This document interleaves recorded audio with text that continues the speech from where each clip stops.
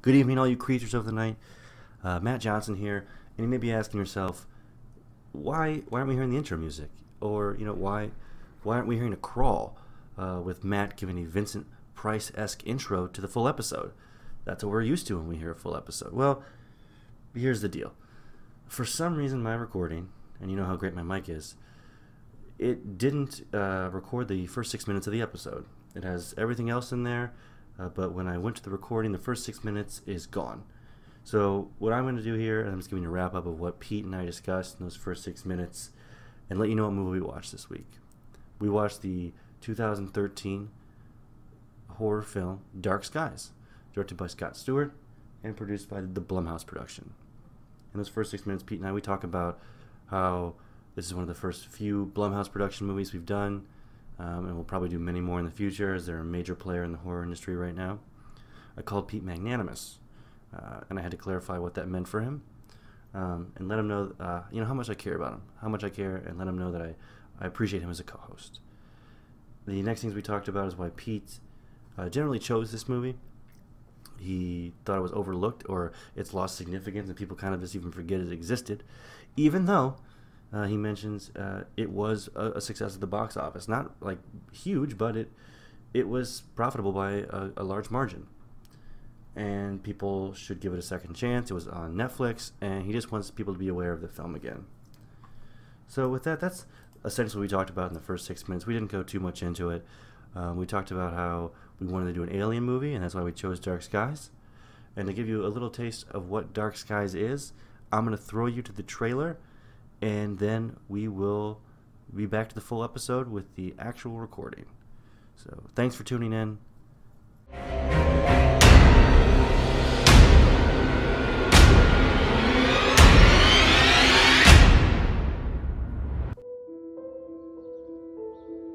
Hey, we got people coming over in 5. Get your butt home. An epic game of modern warfare. Yeah, that's what save buttons are for, pal.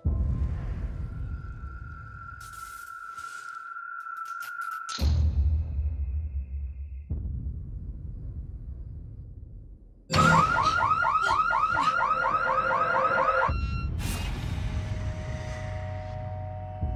had a bad dream. Sammy, did you do this? The Sandman did it himself.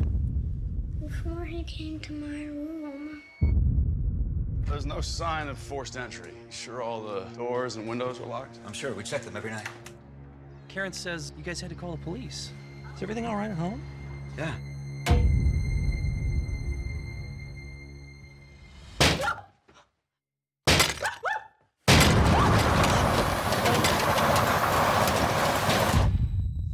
Migrations coming from 3 different directions flew into your house. It's as if something was drawing them to your home. Something's going on. What are we talking about? I don't know. I can't explain it. Sammy, come here. Let me take a look at you. The marks on your son's body appear to have been applied with a brand. There are people who have reported experiencing the same things that we have been experiencing. I found a guy who claims to be an expert on this stuff. Have you experienced any unexplained illnesses or blackouts? Daniel? Why aren't you answering me? Daniel! Feeling that you might not be in control of your own body? There's something wrong with you people! You cannot escape them.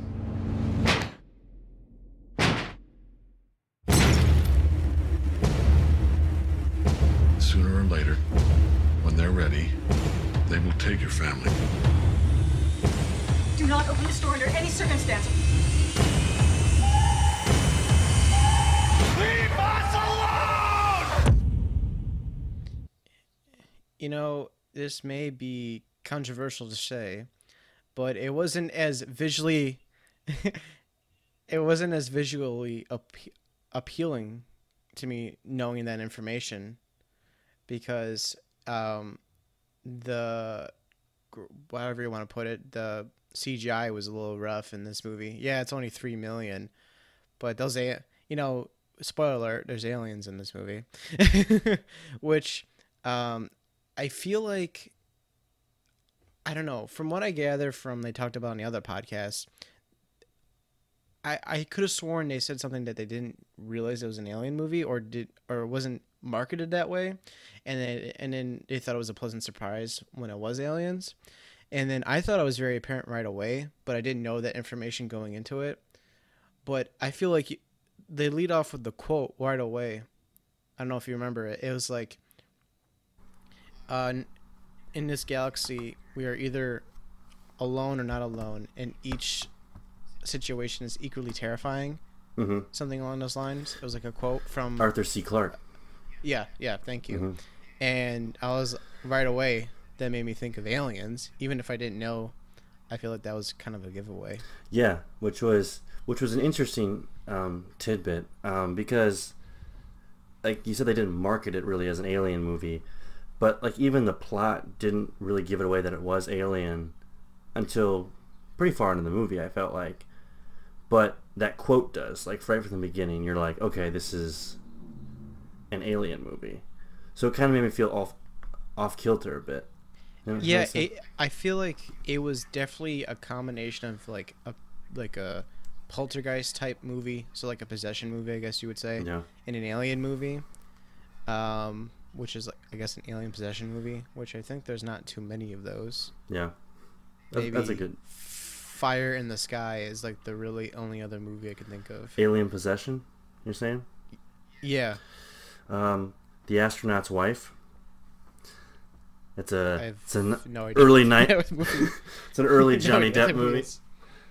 Johnny Depp and Charlize Theron. I think it's Charlize Theron. But anyway, go on, Pete. I was adding some tidbits.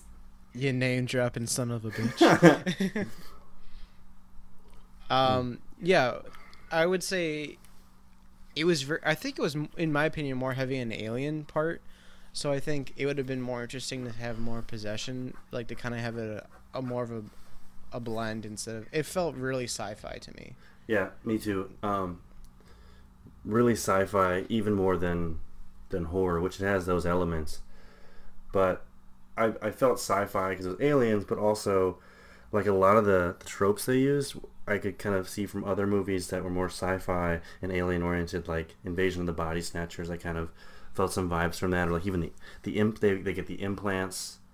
Yeah, or X-Files or something. Yeah, or like this almost seemed like a little more of an extended Twilight Zone episode compared to a horror flick. Yeah, like an hour special of a Twilight Zone or something. Yeah, just extended to 2 full episodes because they had so much information. And I wanted to go back. You briefly mentioned that I was going to talk about the visual effects. This guy, Scott Stewart, the director, been around for a while in visual effects. You said you didn't really like what you saw visually with the CGI. Yeah, of what little you saw of the aliens. Yeah. Which is probably like the last 10 minutes of the movie. Yeah. It's a tight hour and a half movie. Yeah, it's very tight hour and a half, and you don't even see the aliens really fully. They're kind of like shadows, and they're like, oh man, that CGI aged horribly. Yeah. Very quickly. Like it's only 3 years old, and it looks very crude. Yeah, that's right. It's only 3 years. Watching it, I would have said like early 2000s. I feel like, which isn't too far off from, but it felt like that time frame. Like I get it's, they're under constraints because it's only $3.5 million, and they probably paid J.K. Simmons. J.K. Simmons is in this movie. Yes, Oscar winner. J. Jonah Jameson's in this movie. He's great because he's J.K. Simmons. Yeah. Yeah, I think he killed in that, because he plays the crazy alien guy. So if you have an alien movie, you got to have the guy who knows all the secrets, basically, and he plays him. But I thought he did that real well in a. It kind of came off as not like a really crazy. It just seems like a guy who I feel like he had a tragedy in his past. Like, I feel like as one of his kids or wife, probably both, went missing or something. Yeah, because he had the implant. Yeah. So someone must have been abducted from his family. And I feel like he's just like, and he was like trying to fight them for a while, and then he was just like, I just stopped. I just got cats. Yeah. Because they don't bark, because they don't make noises at the aliens. Yeah. He seemed a little bit defeated, almost. Yeah. Like he was beaten down, but and you kind of get why at the end of the movie. I'm not gonna give complete spoiler, but yeah, we'll get into that in a little bit. Yeah. Mm-hmm. But no, I mean, I feel like someone else, not saying he's the best actor in the role, but he's great. He's pretty good. That role could have been, I mean, someone could have You could have screwed it up. You could have screwed it up pretty easily. Exactly, and it could have came off like the wacko with the tinfoil hat, but he kind of seemed like put together, and you kind of felt a little backstory into him for maybe the 5 minutes he was in this movie. Maybe 5. We probably got maybe half of the budget. Maybe I was gonna say $1 million. Yeah. I was gonna say maybe he got $1 million for that 5 minutes. Yeah. And apparently he was cast pretty late. From what I did in the research, like him for that role was like into shooting already. Then they cast him. They're like, oh shit, we need someone. Yeah, we need someone. Someone get JK on the line. Or like, who you think they would ask before, and they kept getting no's, and JK's like, yeah, I'll do it. Oh yeah, who would have? Maybe an Ed Harris in there. Yeah, I could see that. Or I'm trying to think like another older guy that could play like a defeated character pretty well. Yeah. I guess I could see like fucking. Oh my god. I literally can't think of his name. Oh. Remember the Titans? Denzel? Denzel? Yeah, Denzel. Yeah. Oh, Denzel could be a good one. I think like, I mean, I have no information about this, but I think he could play that character pretty well.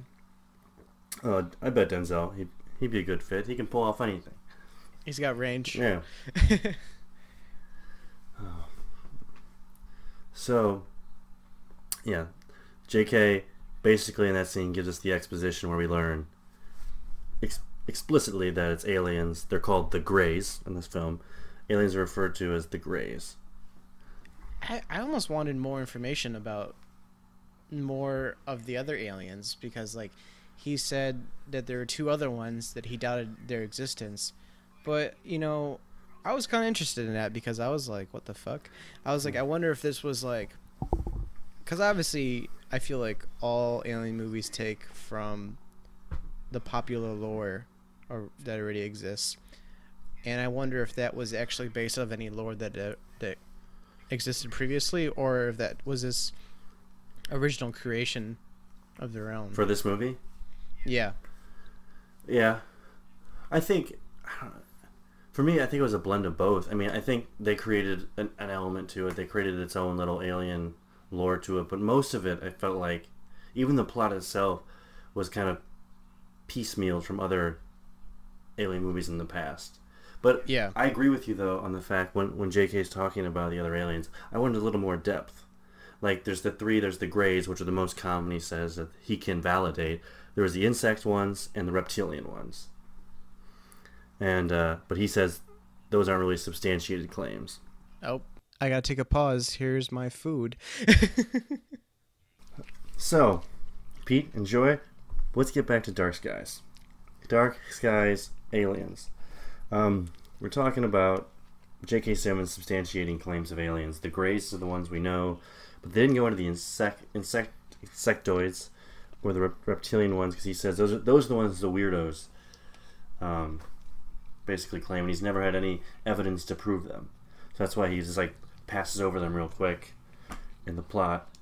But then he also has that test. He pulls out his clipboard and he has a test for them, the husband and wife, to see if they're crazy. Like, yeah. Don't waste my time. Here's to see if you've actually really experienced something. But that test, like everything that he asked them was like, kind of like legit questions. But I feel like the first 2 were a little more bonker questions. Yeah. Like, do you go outside in your backyard and see strange lights? Yeah. And and I'm like, I feel like that could easily be an alien. Yeah, that could be an alien thing, but not in his world. But then everything else was like exactly what had happened to them. He's like, "Yep, you guys have been picked for probing and abduction. Which how that works for the movie is basically these things. He says the invasion of aliens isn't this cataclysmic, apocalyptic bombing of cities and everything, but basically they come in under darkness and they invade certain families and like figure out about us and what they do. Sorry, I'm distracting you, but I just got a huge container of guacamole for $4. Pete is pumped about this guac. Like it's huge. He's smiling, got a big grin on his face, looking to dip some taco and chips in. But anyway, the synopsis of Dark Skies with what is it? Oh, it's not a full-fledged like army invasion. They come in family by family, implant you with these things behind your ears, kind of like mind control, or even possess you. They kind of hint to that. That's what JK is saying. And what happens is the first person they usually meet with the family that like can kind of identify something that feels weird, like allergies or like seizures, headaches, things like that. That's the person they pick to abduct, and that's kind of the tension of the movie. These aliens are invading their house and they're trying to abduct Sammy, the youngest child. There's two boys, Sammy and Daniel. Yeah, who we have not gotten into at all yet. Yeah. And is it? I thought Daniel was the father. Is he? Daniel is the father. That's my Jesse. bad. Jesse and Sam. There you go. I only know that because I have IMDb pulled up right now. Okay. Yeah. So Daniel's the dad. Lacey is the mother. Two sons. Jesse, Sammy. And just to sidetrack for a second, Lacey, who's played by Kerry Russell. Yeah. Probably the best actress of the movie. I was gonna say she's in Americans, which is a show I've only seen one episode of, mm-hmm. but of that pilot episode, I really enjoyed it. Yeah, she's great. I mean, I think she's a good actress, but I think she killed it in this one. I thought her performance was really believable, and she kind of held it together because she was for the beginning of the film, kind of the cohesive ball of the film. It kind of focused on her and her real estate job, and she was the first one to find anything in the house. Yeah. I found her to be way more supportive than her husband. Hell yeah. Because okay, I just want to talk about the relationship for a second because Please. there were some weird things that I Let's noticed. get into it. Let's analyze this for a second. Lacey, mm-hmm. Caring mom, working hard, supports her husband who's unemployed. Yeah, laid off architect. And then she's working. The husband wants to have sex. He's like, hey, giving an old googly eyes, and then messes up all her papers. And she's like, what the hell? I'm trying to do my job here. Yeah. And he's like, ooh, all pissed off because he couldn't get it in. Yeah. And I was like, what? Yeah. He rolled over in a huff and opened his book. I was like, whatever. And then she's, I don't know if we're supposed to think she's the bitch here, but I was like, he was kind of annoying, Yeah. I felt like they wanted just to take away that she was being a bitch, but I was like, no way. We just learned he lost his job, and she's trying to, and then we saw that there was 90-day late on their mortgage. Yeah. And everything like that. And he lied to her about a fucking job interview. Yeah, it went great. It went great. And she was very supportive for him. Yeah, she was super happy. And he gave her no support at all about her job. Especially when she lost. I know we're jumping all over the place here, but when she lost her 6 hours because of the aliens thing. Yeah. I don't know, losing time. That's the X-Files reference. Yep. Little word knowledge there that I know of. Except it's 6 hours here instead of 6 minutes, as it is in X-Files. 6 hours. Yeah, and I was like, that's a long time. Yeah. Yeah, he kind of passed. He didn't even call her. He didn't even call her.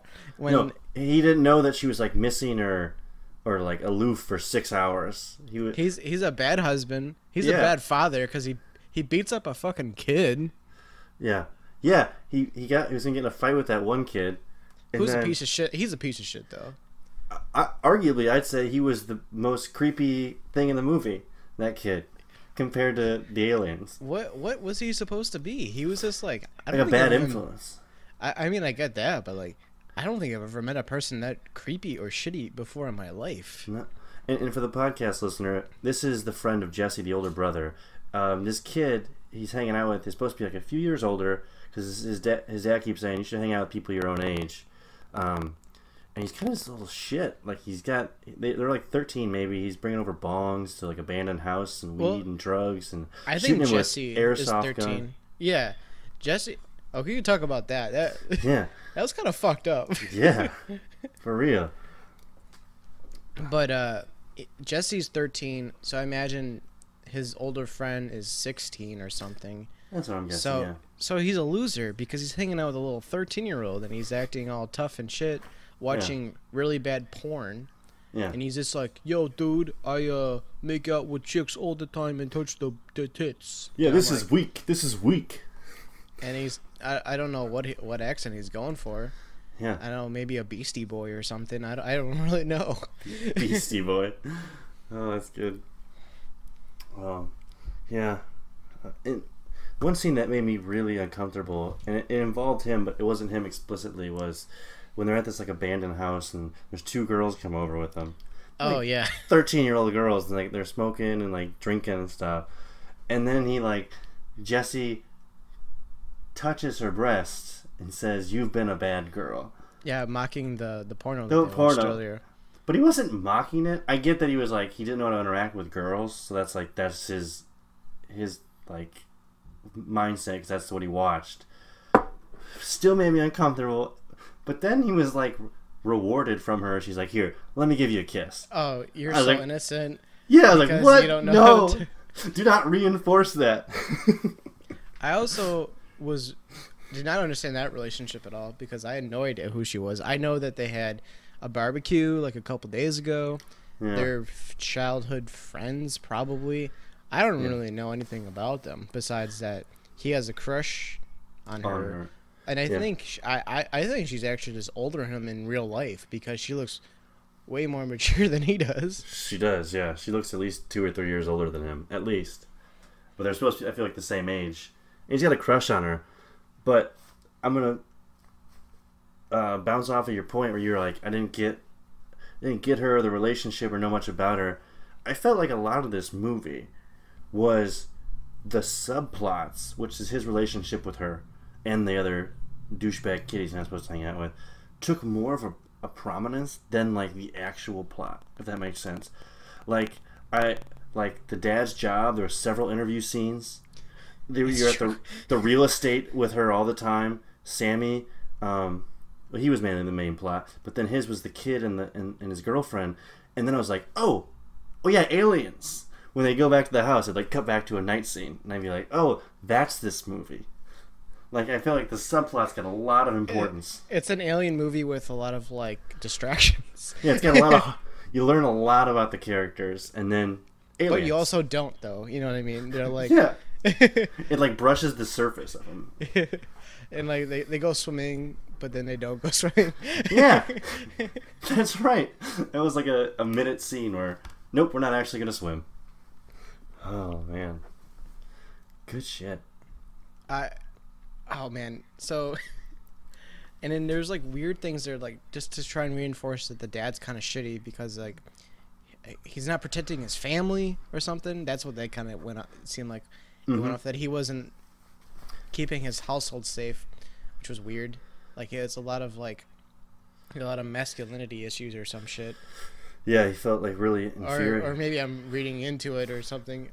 No, I kind of got. I mean, especially with him because he lost his job and she's got to pay for everything. He kind of felt down about that. And then he can't protect his kids because these intruders are coming in. No one believes him. He kind of There's a huge masculinity issue there. The cop is like, yeah, it's kids. He's sleepwalking. Yeah, it's your kids. They're assholes. You know, it's probably them. I see it on my walk all the time. Oh, that's great. Oh, the cop. It's basically you see him like twice, and there's also like this the security guy who's like, yeah, there's no problem here, and then the police guy's like, yeah, you see. Yeah, it's just your kids. What? It's a fugazi.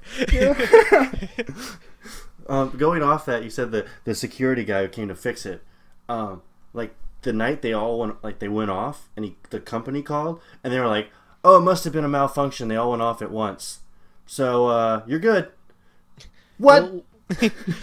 We'll send a guy in 6 Tomorrow. hours. Like, when you all could be dead. What if they were all just tripped at once? Yeah, he'll be there at 9. He'll be there at 9 in the morning. I'm sure you could easily do that as a human being. And you Yeah. don't have to be an alien. Yeah. Yeah, they were just like, yeah, fuck it. It's weird, but maybe there are 6 robbers coming into your house. Right? More than one person.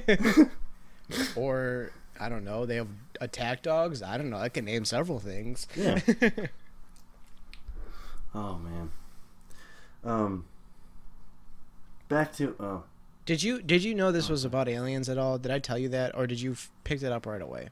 I picked that up right away. I think I read into the synopsis like online, or maybe it was the Netflix, because it's available on Netflix, everyone. Yeah, I picked up it was aliens. And then if you don't, the opening credit line will give it away. As I thought it did. Yeah. I think if it was me doing it, like, this movie has some gumption to it, but it just, as we were saying, it kind of like dives into the subplots too much, and it kind of gets convoluted. It's a good average movie. Yeah, like, I mean, it's great. It would be a great Netflix movie if you have. It's not that long, and just check it out. But I think it would work better, even more, if you would take off that quote.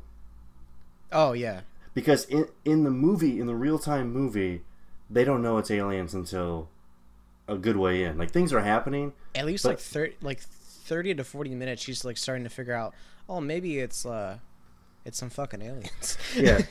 But with that quote, the audience is like, oh, we know.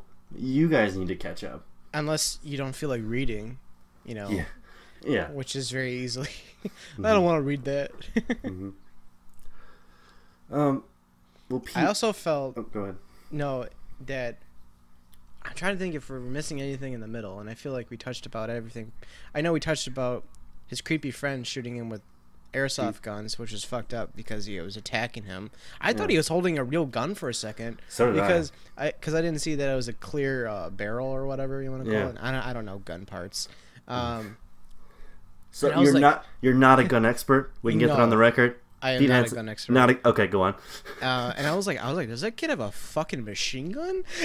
Yeah, he points it right at him. And he's casually running on a golf course that all of a sudden has a very large woods in the middle of it. Then has a forest. Yeah. Yeah. I was like, wait, weren't they in the golf course like 30 seconds ago? Mm-hmm. But I actually think, as much as I am, picking at the little pieces, there's one little thing I want to add before I reward it.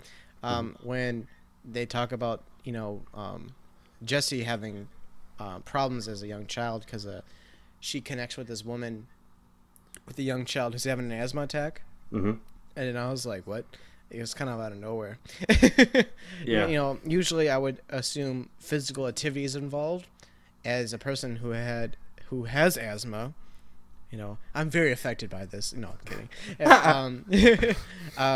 I had to do physical activity to have like an asthma attack, or I was allergic to something. This child had an asthma attack out of nowhere. Yeah, just snaps like. And then 2 puffs for the inhaler. Good. You're good. Yeah. I thought that was crazy. Yeah. Yeah. No, I agree, but there are a lot of scenes like that where it was like, oh, this is gonna be something. Like, this is foreshadowing this. Like that. I mean, I think we'll talk about the ending with that scene because it does foreshadow the ending. I wanted to bring that up first. Yeah. So we could kind of go into it.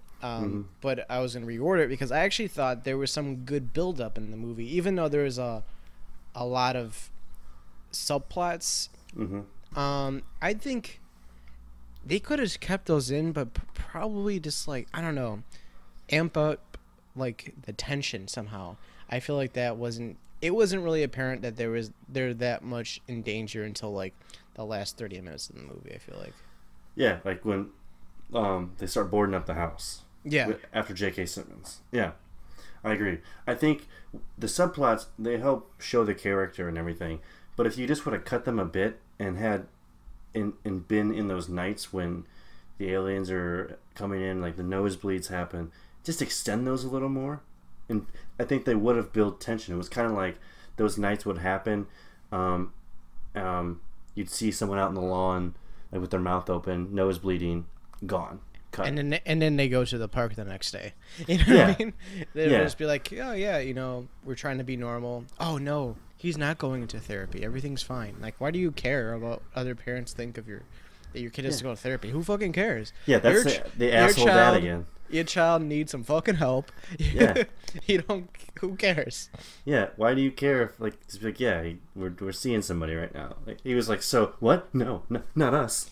There was that shot of, like, when somebody asked that, of, like, that glaring couple, like, nearby, and he's like, no, nothing. There was 2 glaring couple scenes where, back to the swimming pool, where they're like, who did that to you, Sammy? Because he's got bruises all over him because aliens have been picking up his body or some shit. And they're like, obviously think it's a shitty dad that's beating him up. And then there's, like, couples like, ooh, what's happening to Sammy? Yeah. Oh, man. But I think, unless you got anything to add, I think we could kind of jump into the ending now. No, I think we can, but I just had one quick thing. I don't know if you picked up on it all. I was trying to find, like, deeper meanings to it, and you said you saw something like masculinity in the dad. I can get that. But I also wanted to think, like, from the very beginning, it was going to be something about age and, like, coming to terms with mortality almost. Because, like, the dad was just, like, to him, like, don't hang out, you should hang out with people your own age, don't hang out with people who are older than you, and, like, scolding him for that. I thought that was weird to not hang out with people who are older, like, maybe by a year. And then the next scene is him, like, checking his hairline. He's like, oh, man, I'm getting older. Oh, yeah. Like, I'm starting to look like my dad, and I was like, all right, what is this whole, like, maybe that plays into the masculinity, because it was just the guys. But, like, just that fear of, like, getting too old and, like, becoming less of a man because you're older. I don't know. That was, like, very prominent to me in the first, like, 20 minutes. It kind of was, like, a theme that didn't go its full length or something. Yeah, like, they set it up, and it didn't really go all the way through. Or I didn't see it. I feel like the arc... I'm trying to think...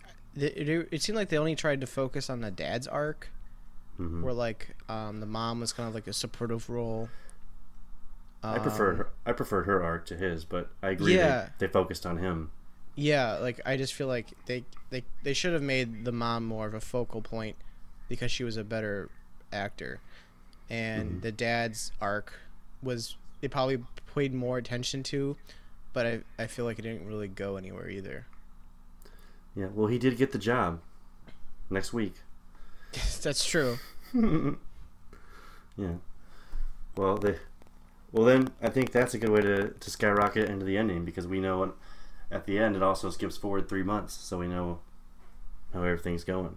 Oh, well, before we could even go into that, it's Jesse who gets abducted by aliens because... Which isn't the youngest son who we all thought was going to get abducted, Sammy. Because they kind of beat you over the head a little bit. They're like, oh, here's an old drawing of Jesse with alien pictures, because when he was sick when he was a baby, that's when aliens were doing testing on him, and I feel like they kind of like told you that like 3 times in a row.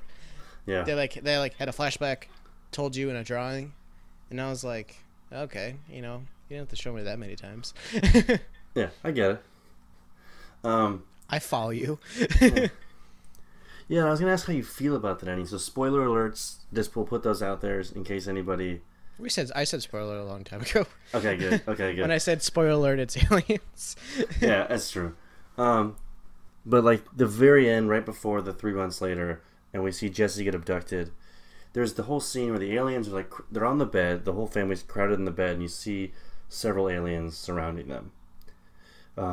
And it's very tense. The action's at its highest, and then it kind of goes into this trippy time warp thing. Yeah, that was weird. Which was completely different than the feel of the original. I mean, the first hour and 10 minutes of this movie. Hour and 15. I thought, okay, Go ahead. I thought it was going in a very cool direction. Okay. And, Yeah. I mean, it didn't go in a bad direction. I think it could have been better, but I thought all of his family got abducted for a second, and I don't know what was happening. Some alien shit was going down, and I thought he was just kind of traveling there. He's experiencing like different alien encounters or something, and then all of a sudden he sees like his mom dead and his dad commit suicide. Yeah, which is. And then I was like, oh shit. Yeah. And I thought, so I thought that was what was going down. Yeah, and it's in the completely different house that his mother was trying to sell earlier. Yeah. So I thought a lot of things. So I thought like, wait, what's happening? So is this like taking place? Was he just like at the place the whole time kind of deal? I don't know. I was at like 3 different ideas going on in my head at the same time, trying to wrap my brain around this. And I thought it was kind of cool that, this fucked up shit was happening. And like, I thought like Sammy was possessed by an alien. Yeah. Because they were like kind of focusing on people being possessed, having sleepwalking issues. So I thought he was just embodied with an alien. And then it goes back to like, I guess, reality. So none of that actually happened. So I don't know what that was. Yeah. And let me hear your thoughts. Yeah, I mean, what I think actually happened, I thought something else was going to happen once it like faded into like the time warp where he was in the other house. I think what we're supposed to take from it is that like they had all been implanted. They had all these implants, and especially Jesse, we learned, because he gets abducted. But they had the implants, and the aliens were luring him from his safe spot. Yeah. Where he was at with his family, with this hallucination of like, go find your brother. He's running away, which we saw when they went to real time. He wasn't. He's running away. Go find him. So he went off the bed for like 10 feet in like the span of probably 10 seconds, so that the aliens could grab him when it came back to real time and just abduct him. Yeah.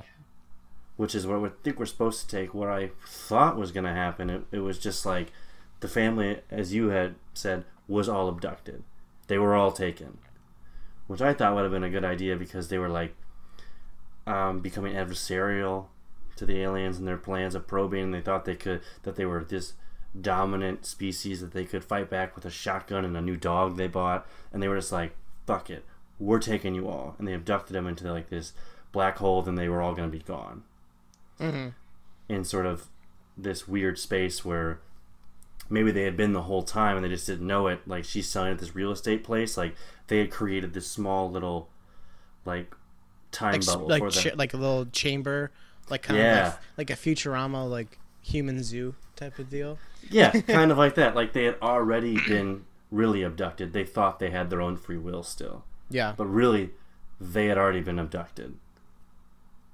That I thought would have been a good idea. Yeah, I like that. Or I thought that's where it was going, but then he came back into real time. Yeah, I couldn't really explain what the hell I was thinking, because I was like, wait, what's happening? Yeah. I was like, why is he in his house? Yeah. So, you get lured away from the bed, aliens grab him, abducted, and then we flash forward 3 months later, where he's still missing. They're looking for him. They're under trial. They're going on trial right now for the missing. People think that they, I don't know, killed him or something, but for his abduction, they think it's the parents, and they've moved out of the house. I think I would like the way I think it should have ended was with J.K. Simmons. Actually, I like that they brought his character back for a few seconds. He read the newspaper, and he was like, distraught, and he put it up on his big wall. Because that's his thing. Yeah, and I was like, damn, that would have been a cool ending. But then they added a little more tidbit where they hear his voice over the walkie-talkie, because it was like that was very prominent in the whole movie of how the brothers kind of talk to each other. They tell scary stories to each other, and then you hear his voice at the end, and that's how it ends. Possibly indicating a sequel, but I doubt that would ever happen. Yeah, I don't think so. It kind of left it open-ended, but I feel like you shouldn't end it that way unless you're like kind of banking on a sequel almost. I don't know. I feel like reading about how the director feels about a sequel, he just says like, yeah, I like that I have an option if it ever comes up. That's what I feel like his opinion on it was. Yeah. Or I feel like when you put that in a movie, I feel like you're banking on one. Yeah, you're thinking you have enough to go to a second one, which I think like if you did a series like this, it'd be hard to stay with the same family because would it be the search through space and time to find where these aliens are and get Jesse back? I think that's a completely different movie than a sci-fi horror movie that we just saw. Yeah. Or he like comes back and he's like very different or something. Yeah. Mm-hmm. Yeah. Almost like you don't. Yeah, he just seems a little off socially. Maybe he's possessed. Got a good crunch there. Yeah, I know. But just to wrap it up, no, I wish they would have ended it. The walkie-talkies were prominent, so I think it plays a role. But I think if they would have flashed forward to the 3 months later, just had the dad's voiceover on the phone talking to the lawyers like they did, and J.K. Simmons posting the newspaper article about him missing, because that was his thing, hanging him on the walls. I think that would have been a nice, very strong touch. But with that, we can start to wrap it up. We got to hit our favorite part of the show, Pete. Are you going to defend or destroy Dark Skies? You see, that's a tough question because, like, you know, I am a pretty good defender of horror films. Mm-hmm. And normally, you know, I don't think I've ever destroyed a single film. I think I might have destroyed only one so far. I don't think you have. For the record, I do not think you have. I do not think you have. That's probably true. Because I am a strong defender of horror movies. Yeah. And it has to be pretty bad for me to say that. Because I think I'm a sucker for horror because it's such an underdog genre. Yeah. And I'm going to keep the tradition on by saying I defended. You're going to keep it going. Yeah, keep it going. I mean, like, it's not a terrible film. It's just, like, pretty above average. You know, I am not mad I watched it. I didn't think it was terrible. It was a solid hour and a half with a few kinks that they could have been ironed out. But, you know, they did pretty well. Besides with the CGI. I feel like that to me was, like, the thing they could have used the most work on, because that's like the whole, I feel like that's what the whole scare is focused around. Yeah, that's like their main draw for fights. And it just did not look good. So you defend, okay. All right. Well, then I think I've had more defends than destroy. Hell, it's a horror podcast and we're horror fans. What are you going to expect? We're going to defend more than destroy. With this one, though, as it being a horror podcast, drumroll, no, I'm going to go destroy for this one. And I don't hate it. I don't want the Dark Skies producers and Scott Stewart to get on here and rip me to shreds. But I didn't really get the tension from it too much, and like the moments that were supposed to be really horrifying or scary, like with the CGI aliens, I didn't feel it, and a lot of the time was spent on subplots that I feel were filler time a lot because they didn't have the script to put in more alien story. That's fair. Which I think if maybe they had some more time to write it up, or maybe a bigger budget to get some people, it could have been ironed out a little more. So for that reason, it was close to the same charm as like Poltergeist. It's like the same setup. It just didn't have the execution or the follow through completely. So for the podcast, I'm going to destroy. If you're on Netflix, watch it. I'll say that. It's not going to be a waste of your time. Yeah, don't spend money on this movie. Yeah. It's not a waste of your time. It could be a waste of your money, but it's on Netflix. Yeah. You're paying for it anyways. Yeah. You got an hour and a half to kill. Yeah. So that's my feelings on it, and mean, that's going to wrap up this week, I think, for the It Records podcast. It feels good to be back. I've taken a hiatus for a while. We both took a hiatus, let's be honest. We both took a hiatus, but I feel good to be back on the airwaves talking to my magnanimous Pete. And I hope to be back soon. We did a mini episode. Shout out to you. Check out our website as always, guys. We'd love to hear from you on the forums and discussions. Let us know what movies you want us to talk about or what you want us to do on Twitter and Facebook. We're going to be getting at you guys, and we love talking about our horror movies to you. But for me, that's all I got for you now, and as always, until next week, I'll remain in the shadows. I'm Peter Hansen, and that's it for me too.